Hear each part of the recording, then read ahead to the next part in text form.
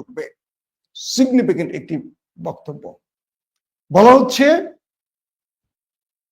বিদেশি শত্রু কারা, আমরা বুঝতে পারি ওপার। পরাজিত এই শক্তি কারা, ইন্ধন দিচ্ছে কারা, আওয়ামী লীগ। তাদের হয়ে দেশের ভেতরে রাজনৈতিক দল বা যে কোনো হটেভার যারাই হোক, তারা প্রফেসর ইউনূসের উপর দায়িত্ব যেটা তিনি পালন করছেন এটাকে অসম্ভব করে দিচ্ছে। এই দুটো সংস্থার লগে বা এই দুটো গ্রুপের সাথে, সেটা ভারত বলি আওয়ামী লীগ বলি, তাদের সাথে দেশীয় কিছু ব্যক্তিরা দল মিলে প্রফেসর ইউনূসের উপর চাপ তৈরি করে তার কাজকে অসম্ভব করে তুলছে। ইউনূস সাহেব বলছেন যদি এরকম করা হয় তবে সরকার সকল কারণ জনসম্মুখে উত্থাপন করে পরবর্তী সিদ্ধান্ত নেবে। অর্থাৎ কারা কি করছে, কারা কিভাবে ডিস্টার্ব করছে, কারা কি বলেছে, কেন কাজ করতে পারেনি, তাদের চেহারা উন্মোচন করে দেবেন প্রফেসর ইউনূস এবং পরবর্তী সিদ্ধান্ত নেবেন, সেটা পদত্যাগ নাকি তাদের বিরুদ্ধে অ্যাকশন।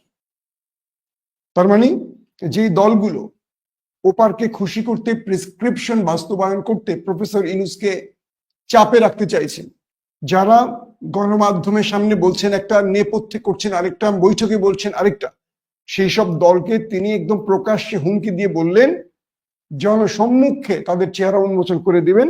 শব্দটা বলছেন কি, জনসম্মুখে উত্থাপন করে পরবর্তী সিদ্ধান্ত গ্রহণ, সেটা পদত্যাগ হতে পারে বা তাদের বিরুদ্ধে অ্যাকশন হতে পারে।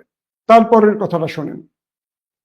অন্তর্বর্তীকালীন সরকার জুলাই অভ্যুত্থানের জনপ্রত্যাশাকে ধারণ করে, কিন্তু সরকারের স্বকীয়তা, সংস্কার, উদ্যোগ, বিচার প্রক্রিয়া, সুষ্ঠু নির্বাচন ও স্বাভাবিক কার্যক্রমকে বাধাগ্রস্ত করে এমন কর্মকাণ্ড অর্পিত দায়িত্ব পালন করাকে অসম্ভব করে তুললে সরকার জনগণকে সঙ্গে নিয়ে প্রয়োজনীয় সিদ্ধান্ত গ্রহণ করবে।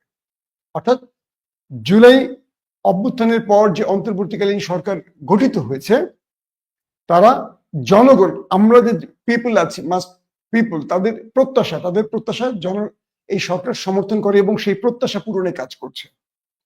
কিন্তু বিভিন্ন যে বিচার প্রক্রিয়া, সংস্কার, সুষ্ঠু নির্বাচন, এই যে বিষয়গুলো আসছে, এটাকে বাধাগ্রস্ত করতে চেষ্টা করছে কেউ বা কারা। যদি এভাবে কন্টিনিউ চলতে থাকে তবে সরকার, অন্তর্বর্তীকালীন সরকার জনগণকে সঙ্গে নিয়ে প্রয়োজনীয় সিদ্ধান্ত নেবে। অর্থাৎ প্রয়োজনীয় সিদ্ধান্ত নেবে কাদেরকে নিয়ে? এই জনগণকে নিয়ে। দুটো বিষয় আপনারা বুঝলেন। দুটো সরাসরি আমি বলবো যে যারা বিশ্বাসঘাতক, প্রতারক, তাদেরকে থ্রেটই দিলেন ইউনূস সাহেব। আসেন মূল পয়েন্টে।